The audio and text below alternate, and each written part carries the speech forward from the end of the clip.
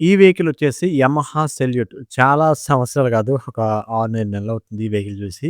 ఈయన మనకి వేరే కస్టమర్ రిఫరెన్స్‌తో మన దగ్గరికి రావడం జరిగింది. కంప్లెయింట్స్ చాలా చెప్పారు. కానీ అందులో ఒక పార్ట్‌గా ఈ వీడియో చేస్తున్నా. ఏంటి భయ్యా video? Fork oil seal replacement.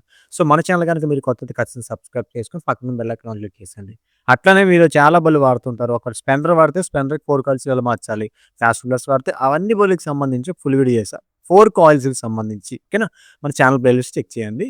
So, దీనికి 4 కాయిల్స్ రెండిటికి కూడా లీక్ అవుతుంది. సో, ఈ 4 కాయిల్స్ ఓపెన్ చేయాలంటే ఫస్ట్ ఏంటంటే, షాక్ అబ్జార్బర్ ఓపెన్ చేయడానికి ముందు వీల్ యాక్సిల్ బోల్ట్ ఓపెన్ చేసి క్యాలిబర్‌కున్న బోల్ట్స్ అట్లనే మడ్గార్ ఓపెన్ చేయడానికి మడ్గార్‌కి ఇన్నర్ సైడ్ అయితే బోల్ట్స్ ఉంటాయి. ఆ బోల్ట్స్ అయితే ఓపెన్ చేసేయండి. ఓకేనా? ఈ వీడియో అనేది కొద్దిగా 0.5 లెన్స్ అయితే యూజ్ చేసి తీస్తున్నా. ఎలా ఉందో కామెంట్ చేయండి. ఓకేనా? సో, అట్లనే ఇక T4కి మనకి బోల్ట్స్ ఉన్నాయి కదా! 12 సైజ్ స్పానర్‌తో ఆ బోల్ట్, ఈ బోల్ట్ కూడా ఓపెన్ చేయండి.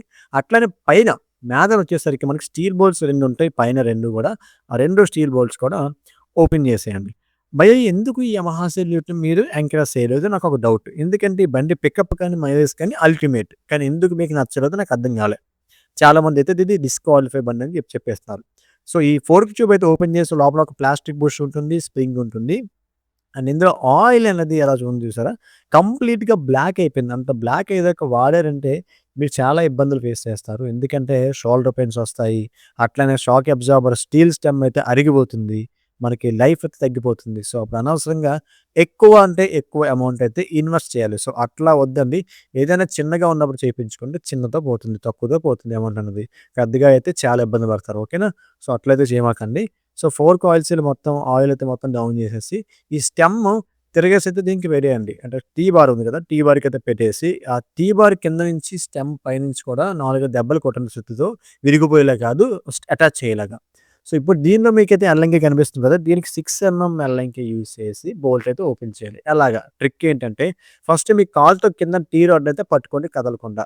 అట్లనే వీల్ యాక్సిల్ తీసుకోళ్ళి యాక్సిల్ పెట్టే హోల్డర్‌లో పెట్టేసి లెఫ్ట్ హ్యాండ్‌తో యాక్సిల్ పట్టుకొని రైట్ హ్యాండ్‌తో బోల్ట్ అయితే ఎల్లంకినైతే ఓపెన్ చేసిండు. ఆ టీ బిట్ పెట్టి 8 బిట్ పెట్టి ఇలా బోల్ట్ అయితే ఓపెన్ చేసేయొచ్చు. బట్ ఆ ఓపెన్ చేసే ప్రాసెస్‌ని అయితే స్కిప్ చేసి మీకు జస్ట్ ఇలా చూపిస్తున్నా.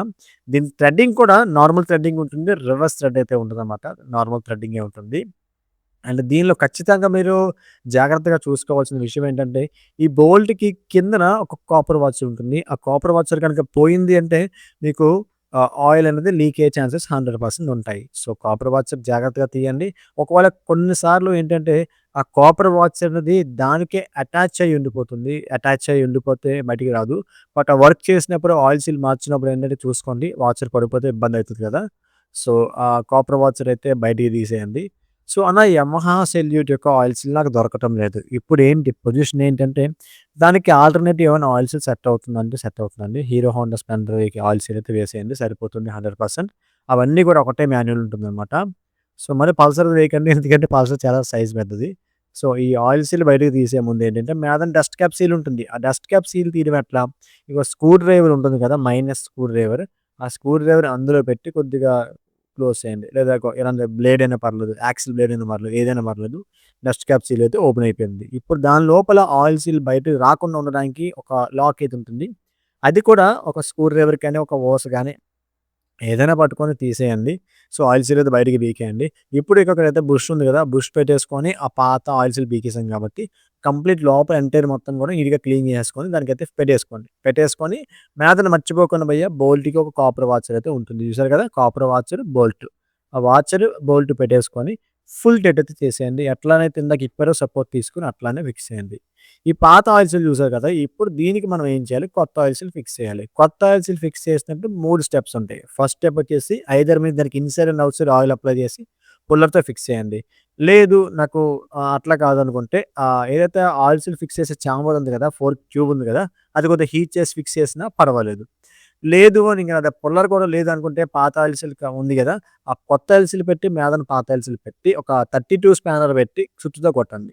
బట్ నేను ప్రిఫర్ చేసేదేంటంటే ఇట్లా పుల్లర్‌తో ఫిక్స్ చేస్తే ఎటువంటి డ్యామేజ్ లేకుండా ఆయిల్ సీల్ అయితే ఫిక్స్ అవుతుంది. సో, దయచేసి మీరు అలాంటి సొంత వైద్యం చేయకండి. స్టెప్ 1, స్టెప్ 2 మాత్రం ఫాలో అవ్వండి. 2 మెథడ్స్ మాత్రం ఫాలో అవ్వండి. థర్డ్ మెథడ్ మాత్రం ఎళ్ళకండి. ఓకేనా? ఆయిల్ సీల్ వేసేసిన తర్వాత ఆయిల్ సీల్ ఊడిపోకుండా లాక్ ఉంటుందబ్బా! ఆ లాక్ అయితే ఆ గాడిలో కరెక్ట్‌గా ఫిక్స్ చేయండి. ఓకేనా? చాలా సింపుల్‌గా ఫిక్స్ అయిపోతుంది ఆ లాక్ అనేది. ఎప్పుడంటే ఆయిల్ సీల్ మీరు కంప్లీట్‌గా లోపలికి ఫిక్సింగ్ చేసినప్పుడు. సో, ఈ ఆయిల్ సీల్ ఎక్కువ పోతున్నాయన్న ఏసిన ఎన్నాళ్ళకి కాయటం లేదంటే, ఒకటి మీరు ఆయిల్ సీల్ వేయించినప్పుడు ఏమన్నా మెకానిక్ రాంగ్ ఫిక్స్ చేస్తే పోవాలి. లేదు అంటే ఏమాత్రం స్టెమ్ అరిగిపోయినా పోవాలి. లేదు అంటే మీకు ఏదైనా సరైన గొతుకులో పడినప్పుడు పోయే ఛాన్సెస్ ఉంటుంది. అలాంటప్పుడు ఆయిల్ సీల్ అయితే పోయే ఛాన్సెస్ 100% ఉంటుందనమాట. సో, ఈ ఆయిల్ సీల్ ఏసేసాం, ఆయిల్ సీల్ క్యాప్ ఏసేసాం, డస్ట్ క్యాప్ కూడా ఏసేసాం, లాక్ వేసేసాం. ఇప్పుడు క్లియర్. ఇప్పుడు ఆయిల్ ఎంత వేసుకోవాలి? అండ్ దెన్ దీనికి స్ప్రింగ్ ఎట్లా ఫిక్స్ చేసుకోవాలి? స్ప్రింగ్ ఏ యాంగిల్‌లో పెట్టుకోవాలి? సో, దీనికైతే 175 ఎంఎల్ ఆయిల్ అయితే వేసుకోండి. సో, ఫస్ట్ అయితే మీరు ఆయిల్ అయితే వేసేసుకోండి. స్ప్రింగ్ లాస్ట్‌లో పెట్టుకోండి. ఎందుకో కూడా చెప్తా. ఎండ్ వరకైతే చూడండి. వీడియో కూడా ఎండింగ్ అయితే వచ్చేసింది. సో, ఇప్పుడేంటంటే ఈ పర్టిక్యులర్ ఏదైతే ఆయిల్ వేసేసుకున్న తర్వాత ఆయిల్ కంప్లీట్‌గా లోపలికైతే ఫిల్ అవ్వనివ్వండి. ఫిల్ అయితేనే మనకి కంప్లీట్‌గా ఆయిల్ అయితే లోపలికి పోతుంది. ఓకేనా? ఆయిల్ అయితే కంప్లీట్‌గా ఫిల్ అయిన తర్వాత స్ప్రింగ్‌కైతే మనకి గ్యాప్ ఎక్కువ ఎటువైపు ఉందో అది పైకి పెట్టి, గ్యాప్ తక్కువున్నది కిందకైతే పెట్టుకోండి. కిందకి పెట్టేసుకొని దీనిపైన మనకి ఇగో ఈ ప్లాస్టిక్ బుష్ ఉంటుందనమాట. ప్లాస్టిక్ బుష్ కిందన, పైన డిఫరెన్స్ ఉంటుంది. ఇదైతే పైన పెట్టుకోవాలి. ఇది కింద మీదన పెట్టుకోవాలి. అది కిందకి పెట్టుకోవాలి. ఓకేనా? మళ్ళీ డిఫరెన్స్ పెడితే ఏమవుద్దంటే స్ప్రింగ్ అనేది దానిలోకి సిట్టింగ్ అయిపోయి మనకి యాక్షన్ చాలా తేడా వచ్చేస్తుందనమాట. సో, ఈ బోల్ట్‌కి కూడా ఓరింగ్ అయితే పెట్టేసుకొని ఓరింగ్‌కి టాపర్ డెప్త్ బిగించేసి బండికైతే ఫిక్స్ చేసుకోండి. సో, ఈ విధంగా అయితే 4 కాయిల్స్ అయితే రీప్లేస్ చేసుకోవాలి.